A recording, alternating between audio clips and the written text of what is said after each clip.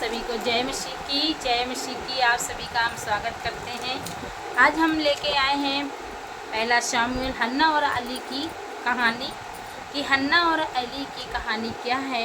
हन्ना और एली मिलेगा पहला शामुएल आपका पहले में, और उसमें 9 से लिखा हुआ है क्या। तब शीलो में खाने और पीने के बाद हन्ना उठी और यहोवा के मंदिर के चौखट के एक बाजू के पास अली याजक कुर्सी पर बैठा हुआ था। Hallelujah, hallelujah, hallelujah. हम लेके आए हैं आपके बीच में हन्ना और एली की कहानी को कि हन्ना और एली के बीच में क्या है। हम ये मिलेगा आपको पहला शामुएल में और 9 में लिखा हुआ है। तब शीलो और खाने पीने के बाद हन्ना उठी और यहोवा के मंदिर की चौखट के एक बाजू के पास एली याजक कुर्सी पर बैठा हुआ था। हन्ना किसी खाने पीने की जगह पे गई हुई थी, कहीं गई हुई थी। एलखाना मैन बलि चढ़ाता था और तब उसकी अपनी पत्नी पनिन्ना और उसके सब बेटे बेटियों को दान किया करता था। अच्छा, एल्कीना जो उसने कहा, हे हन्ना, तू क्यों रोती है और खाना क्यों नहीं खाती है।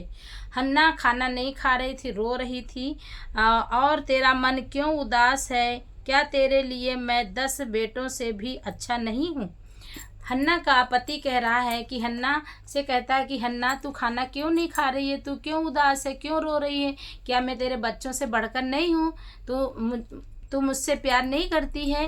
तो वो क्या कहती है, वो रोती हुई वहाँ चली जाती है।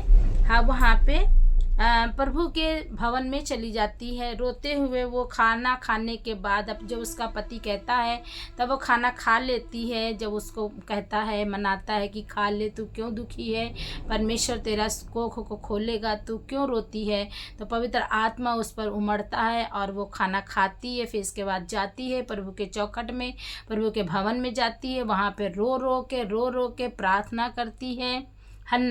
हन्ना का मन परमेश्वर ने बदल दिया था। पहले हन्ना सब अपने दासियों को, अपने सौतन लोगों को कोसती थी, डांटती थी, अपने पति को भी कोसती थी।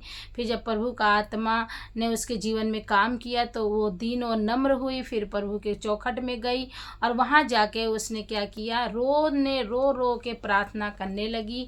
और वहाँ जहाँ पे वो रो रही थी वहीं पे प्रभु का दास एली बैठा हुआ था और वो उसकी सारी प्रार्थनाओं को सुन रहा था, क्योंकि वो सुन नहीं पा रहा था, क्योंकि वो मन में ही बुड़बुड़ा रही थी। गई प्रभु भवन में, प्रभु से कह रही थी, प्रभु तूने मेरे लिए, केवल उसके ओंठ हिल रहे थे और आवाज़ बाहर नहीं निकल रही थी। तो एली क्या कहता है, बैठा हुआ था और वह मन में व्याकुल होकर यहोवा से प्रार्थना करने और बिलक कर रोने लगी। और वहाँ पे प्रभु के भवन में गई और वहाँ पे वो रो के परमेश्वर से प्रार्थना करने लगी और व्याकुल हो गई और रो के बिलक कर वो प्रभु से प्रार्थना करने लगी। और उसने ये मन्नत मानी, रोते रोते उसने प्रार्थना करते करते उसने एक मन्नत भी मानी कि हे सेनाओं के यहोवा, यदि तू अपनी दासी के दुख पर सचमुच दृष्टि करे और मेरी सुधि ले और मेरी दासी को भूल न जाए और अपनी दासी के पुत्र दे, तो मैं उसके जीवन भर के लिए यहोवा को अर्पण करूंगी और उसके सिर पर छुरा फिरना ना पाएगा। जो हन्ना होती है वो क्या करती है, प्रभु के पास जाती है, प्रभु के चौखट में प्रार्थना करती है और रो के बिलक के आराधना महिमा करती प्रभु की और प्रार्थना करती रो के कि प्रभु तूने मुझे बच्चे नहीं दिए, प्रभु तूने इतने साल हो गए, तूने मेरी कोख नहीं खोली, प्रार्थना कर रही थी। फिर इसके बाद में क्या हुआ, प्रार्थना करते करते एकदम से उसके दिल में पवित्र आत्मा ने उसने एकदम से उसने क्या किया, मन्नत मानने लगी कि प्रभु तू अपनी बेटी पर, अपनी दासी पर तू दया करेगा, अनुग्रह करेगा, तो तू मुझे पुत्र देगा, तो मैं वो पुत्र को क्या करूँगी, तेरे भवन के लिए, तेरी सेवा के लिए छोड़ दूँगी। जब तक वो मेरा दूध पिएगा तब तक मैं उसके पास रखूँगी। जैसे वो दूध छोड़ेगा उसी दिन मैं तेरे भवन में वो दे दूँगी और उसके सिर पर कभी भी छुरा नहीं चलेगा। छुरा मतलब उसके बाल कभी भी मुंडन नहीं होगा, उसके छुरा मैं नहीं चलाऊँगी। मैं तेरे भवन के लिए, सेवा के लिए मैं तुझे दे दूंगी। सिर्फ तू मेरी नाम धराई को ख़त्म कर। जो लोग कहते हैं कि ये बांझ है और मेरी जो दासियां हैं, जो सौतन है, मेरी जो रखेलियां हैं, वो सब तो क्या कहती हैं कि वो सब मेरा नाम धराई करती हैं कि इसके बच्चे नहीं होते हैं, ये बांझिन है, इसका मुंह नहीं देखना चाहिए। सब दुनिया भर की जो लोग और बोलते हैं वो सब वो ताने सुन सुन के वो बहुत ही परेशान थी। उसके नाम धराई को प्रभु से कह रही थी, प्रभु सिर्फ तू मेरे नाम धराई को ख़त्म कर दे, जो भी बच्चा होगा मैं तेरे सेवा के लिए, तेरे काम के लिए, तेरे भवन में मैं अर्पण कर दूंगी। ये वो मन्नत मानती है। Hallelujah, hallelujah, hallelujah, hallelujah. वो मन्नत मानती है। फिर इसके बाद में जब वह यहोवा के सामने ऐसी प्रार्थना कर रही थी, तब एली उसके मुंह की ओर ताक रहा था। हन्ना मन ही मन कह रही थी कि उसके ओंठ तो हिलते थे, परंतु उसका शब्द ना सुन पड़ता था, इसलिए एली के समझ में नशे में है। और एली ने उससे कहा, तू कब तक नशे में रहेगी? अपना नशा उतार। हन्ना ने कहा, नहीं हे मेरे प्रभु, मैं तो दुखिया हूँ। मैंने तो दाख मधु पिया है और ना ही मदिरा पिया है। अपने मन की बात खोल कर यहोवा से कह रही हूँ, अपनी दासी की ओछी स्त्री नाम जान। और कुछ मैंने अब तक कहा है वह बहुत ही शोकित होने की चिढ़ाई जाने के कारण कहा है। क्या कहा है?